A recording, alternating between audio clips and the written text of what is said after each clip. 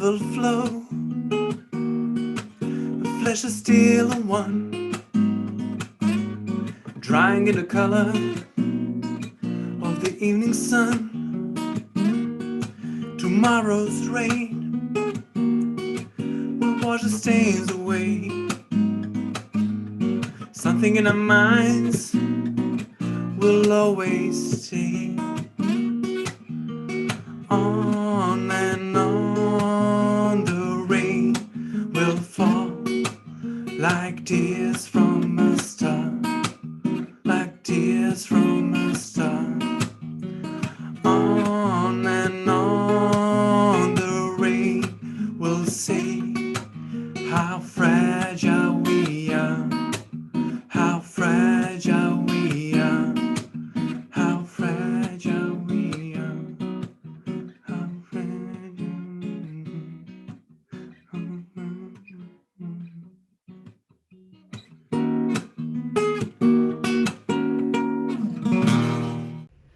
Well, thank you for that little sneak peek of your wonderful new album, Tino. Hello and welcome to Cyber Life. My name is Ken Underhill, your host. In today's episode, we have our very special guest, Tino Sokic. He's joining us all the way from Croatia. So, Tino, I'm not going to introduce you because I don't think I'll do you justice. Can you go ahead and tell the audience who is Tino? Tino is a really good guy. I'm often with, I usually spend a lot of time with him. Just kidding. Okay, my name is Tino Sokic. Yes, just Tino for the whole world. I'm from Croatia. For your friends and colleagues from the States, that's the most popular city, which you know is Dubrovnik, where they filmed Game of Thrones and all the production and everything. So yes, I'm a information security professional with my own company, working, of course, with clients, everyone, doing a lot of trainings, assessments, security assessments, and obviously talking to you, Ken, once per week. That's my mandatory thing. Just kidding. And yes, I'm a cybersecurity professional, because information security and cybersecurity aren't the same things. But my career I started like I have to say, like a little technician, tech guy that just saw a lot. I had to do a lot of cables and change that cartridge on that printer, and why it's not printing, and my network share is not working, and the things. Sometimes you have to reset things, that's kind of, I do a lot of things. I love a lot of things, but the quickest way, you said I should say it really quickly, short version, but this is not short or anything. So I'll just stop and wait for your questions. Well, thanks again, Tino, for coming on the show. You told me a little story earlier about when you were studying for the CCNA, which, for those that don't know, that's a networking certification around computer networking. But you mentioned that there was something that happened while you were studying for that exam. Do you mind sharing that with the audience? It's not a cool story. It's not a cool story because it's an accident and everything. I was promoted. I was a technician, and I was promoted to be, I think I was promoted to a network guy. And where did I start with my certs? I started with Cisco and started with CCNA. Just to emphasize one thing, I always encourage everyone to go for the CCNA or CCNA-like course, training, because I think networking those are the fundamentals. Even for programmers, development, you have to know where all the nice apps, coding is traveling through, communications and everything. I think everyone should know how does it work actually. So to get back to a point, I was getting prepared for my CCNA exam. That was, I'm afraid to say, like 12 years ago. Yeah, 12 years ago. And I got in a bad motorcycle. I was driving a motorcycle and I got in a bad motorcycle accident. Not my fault, but I got in that accident and had a bad head injury, of course.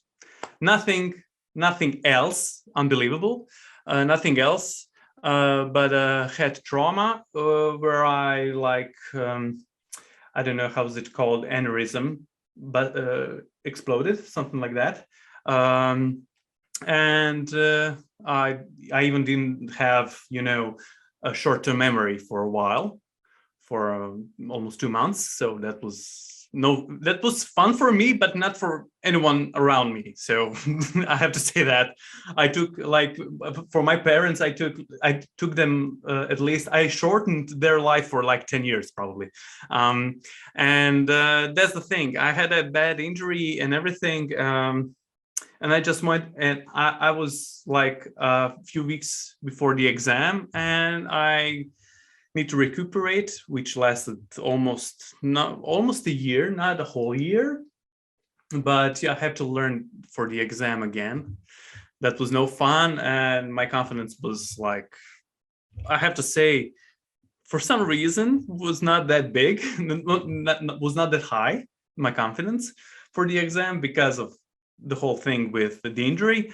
But yes, when I got it, the first exam, out of first attempt, and that was really great, because CCNA is one of those exams. The entry point in Cisco is for at least for me, every professional which I talked to that had, I don't know, more certs. I went for about 10 exams in Cisco, but for my colleagues, if I ask them, what would you do? What was the worst exam for them? And then we usually say CCNA was the worst, because it's quite big. It's quite big. And if you're, if a lot of things are new, I had that luck that a lot of things weren't new for me, because I had a lot of hands-on experience. That was my plus. Yes, that's the whole story with the accident, which is not that cool. But thank God everything turned out good. So I believe I'm kind of healthy and normal. So Tino, you're an entrepreneur over in Croatia, as you mentioned. You have your own business. You're very successful over there, probably more successful than even Beyonce. But how did you get your start in entrepreneurship? In that big company, that was a motorway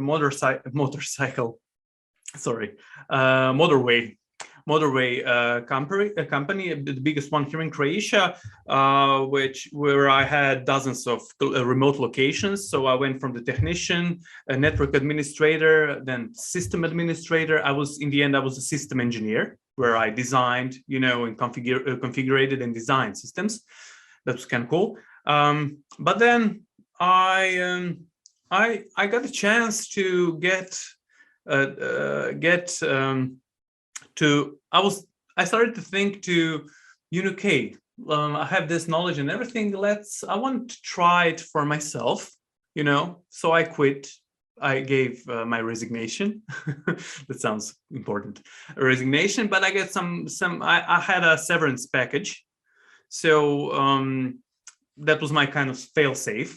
So I told myself, okay, I'm going to start a company. That was 7 years ago.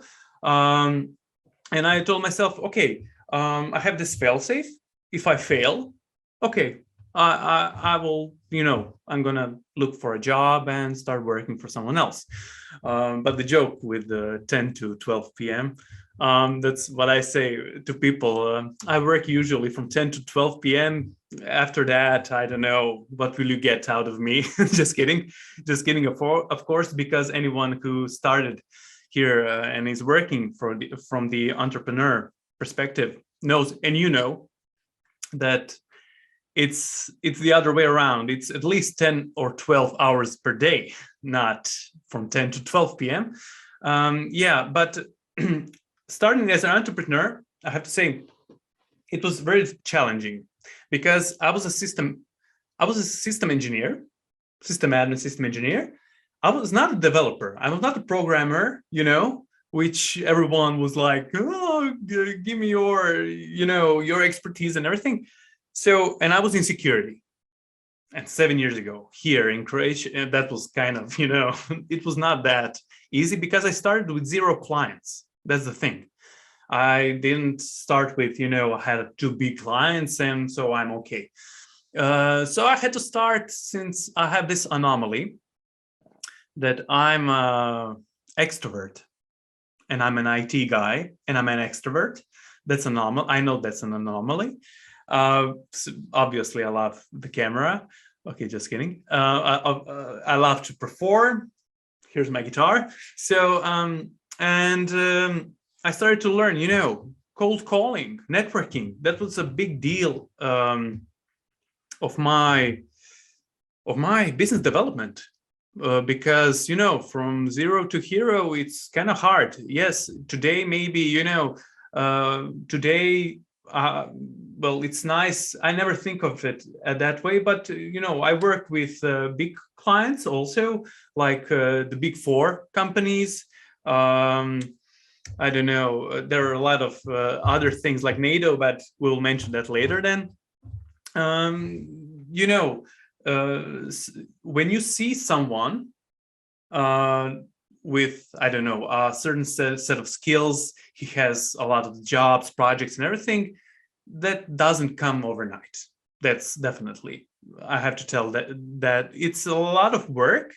But from my perspective, what I can say, as an entrepreneur, I don't see it as hard work, because you always push forward.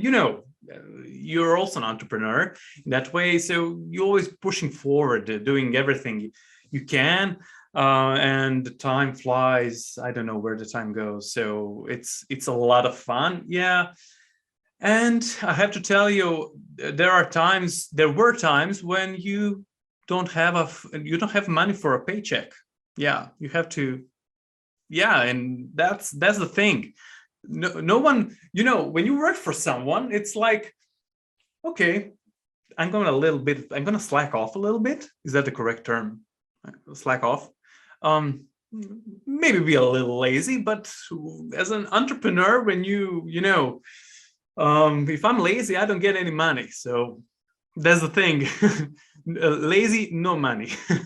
So in that way, I started to like it, because the biggest plus of the entrepreneurship is time.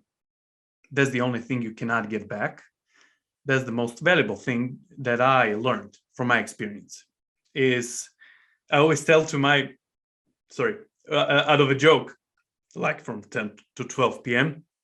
But to my clients, out of a joke, I tell them, how much the most expensive hour, my hour, is the free time, hour of my free time. That's the most expensive hour of consultations, So I just wanted to say that what I learned until now, and I'm learning always, is that that's a big plus. Time management. Yeah, I can say you can definitely influence how you spend your time.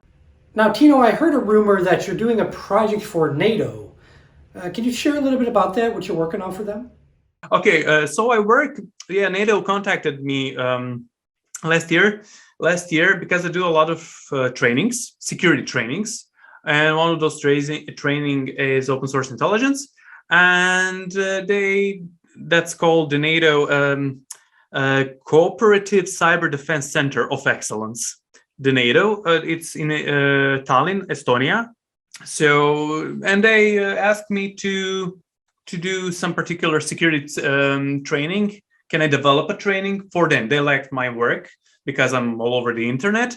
That's actually, to get back to that extrovert thing, is, I thought to myself, okay, I have this skill that I can publicly speak. So I do a lot of education on that, to how to use my hands, how to talk in English and everything, in Croatian, of course, in English. And why not use that skill? So I often go to TV, different magazines, Ken's show, which I'm still very honored. And I use that skill to display myself to the internet, to everyone, and that's the way I got a lot of gigs. And one of the gigs, which is a really cool gig, is the NATO gig, which is still active. Yeah, I'm doing the trainings, so that's kind of cool. All right, Tino, I heard a rumor that you've been banned from buying books. What is that all about? It's a really unfortunate thing that happened. That's what I've told you. Yes, I got an embargo on books. Yes, we have a problem with shelves.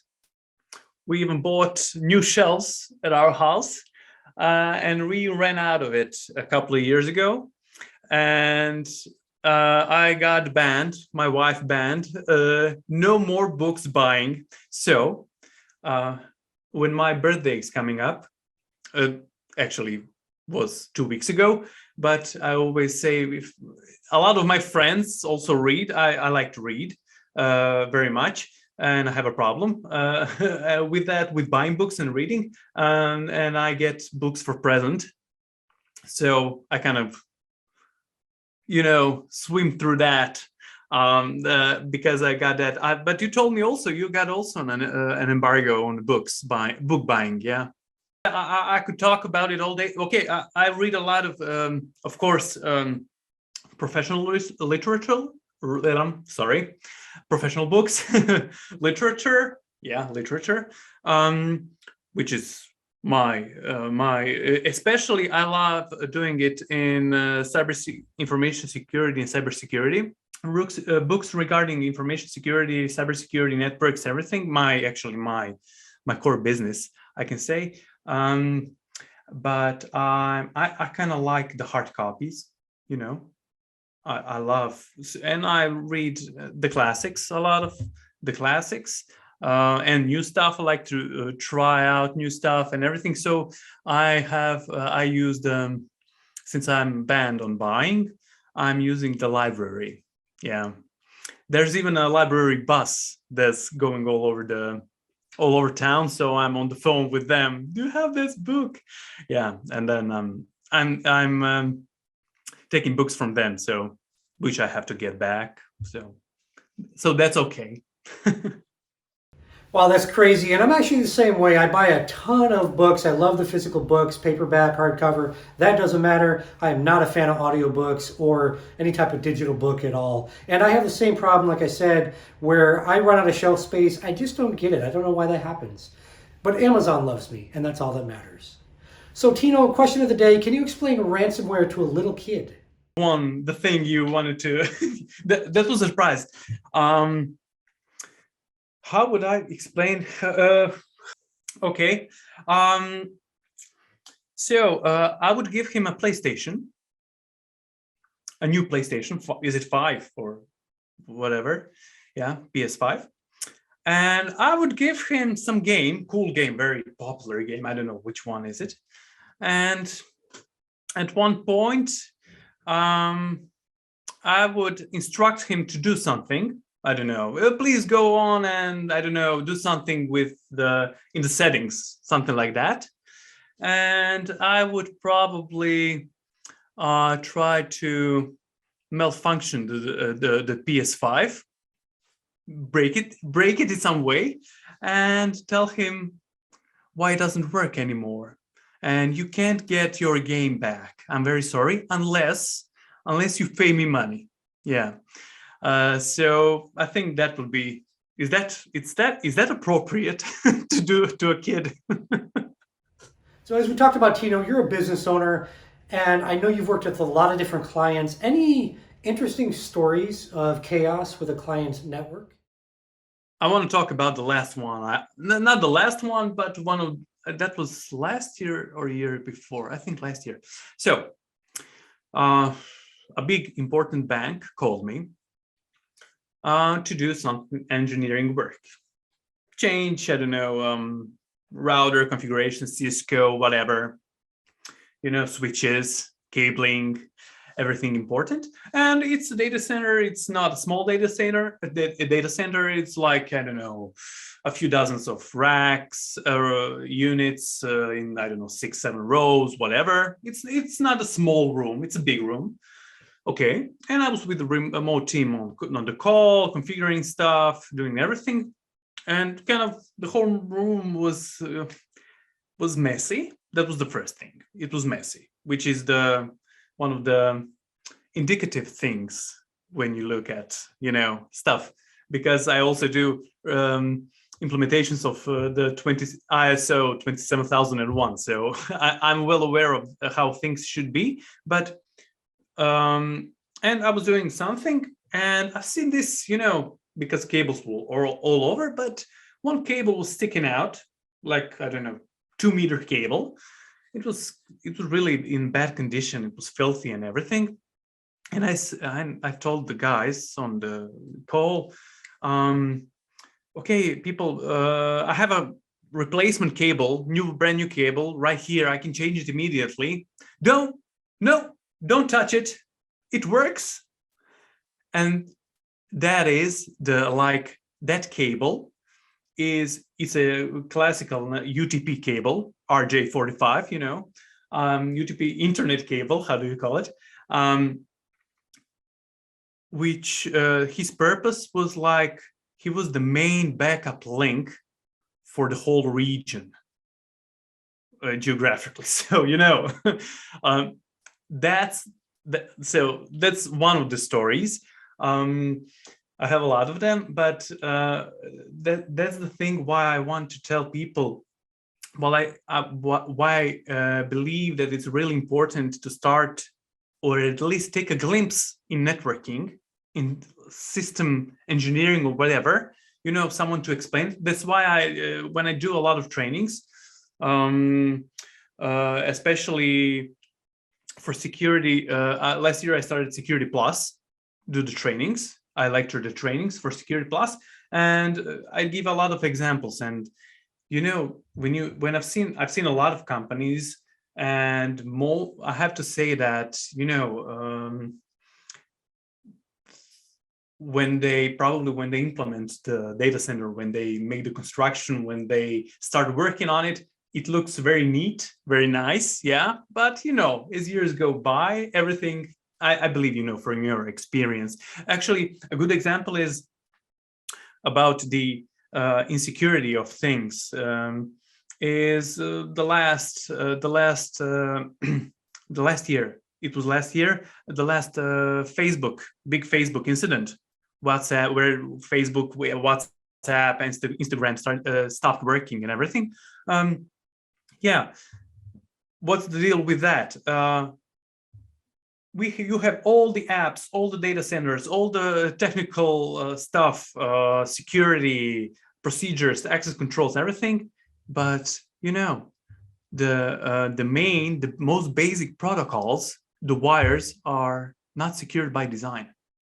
You have a protocol old, I don't know, 30 years, which was never designed with security in mind. So that's why I always try to put an emphasis on that, how to build things in a way with security in mind, So I'm always thinking, how can I break it in a way? How can someone break something? So that would be my story. I have a lot of stories, but I won't bother you with that. So Tino, what is your secret to helping you close more business deals and even bringing in new business as a small business owner? I like to wear a tie. That's my thing. I always wear a tie. Obviously not now, but because it's late in the evening here and everything in Croatia. But it was funny that some of the companies which I started to work were my potential clients. They reaction when they saw me in a tie, and a suit, and I was talking IT, and I got a lot of jobs, like projects, because of that. So do not get it wrong. if you wear a tie, it doesn't mean if you don't know anything about, if you don't know about anything about security or whatever topic you are promoting or doing.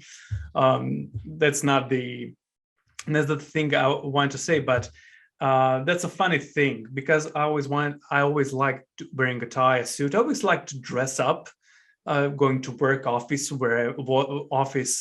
wherever.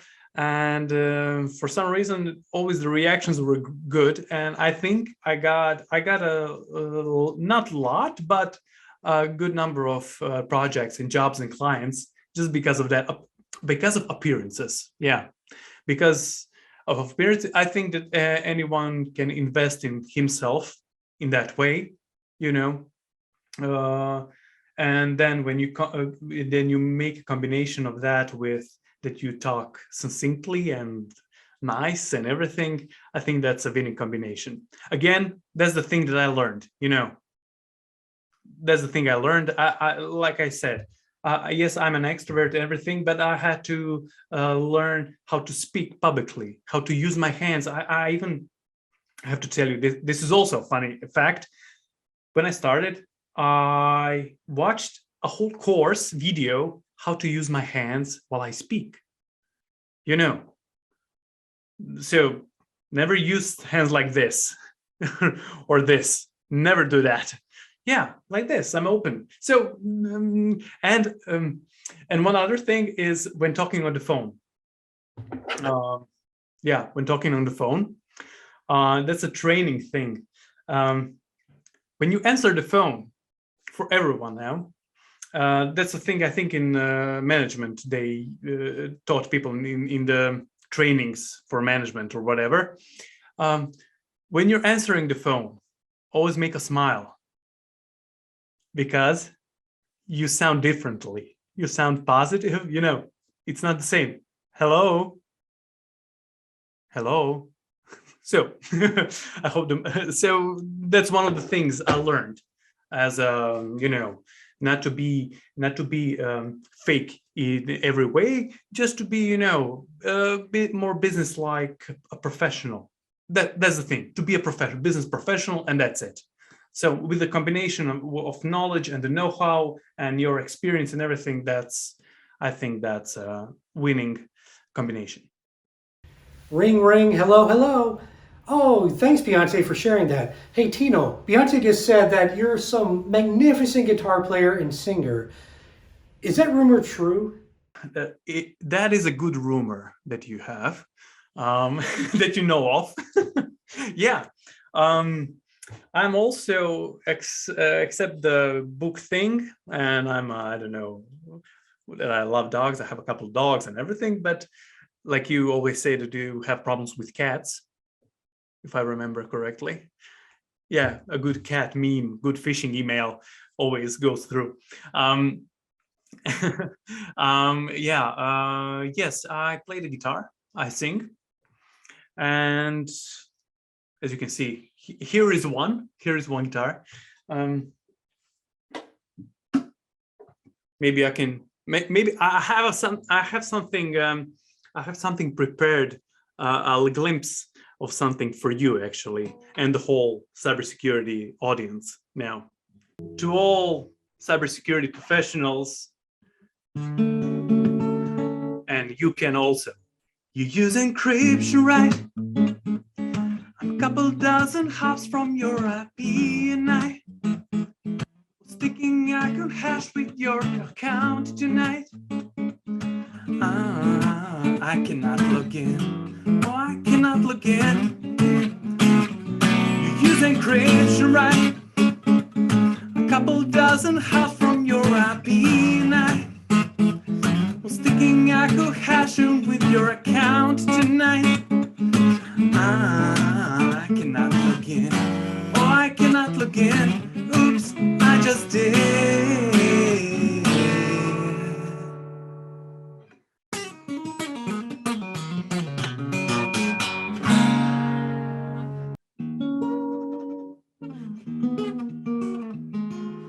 So, love song. Yeah.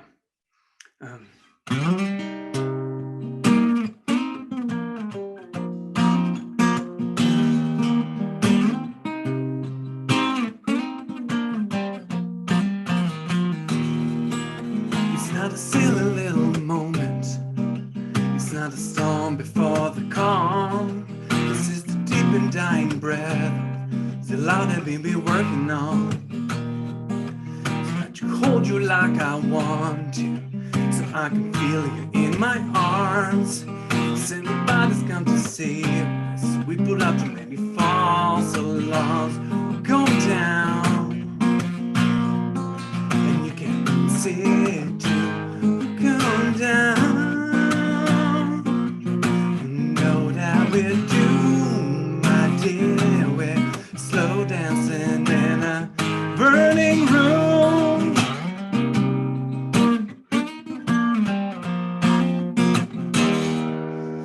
So that's one of them.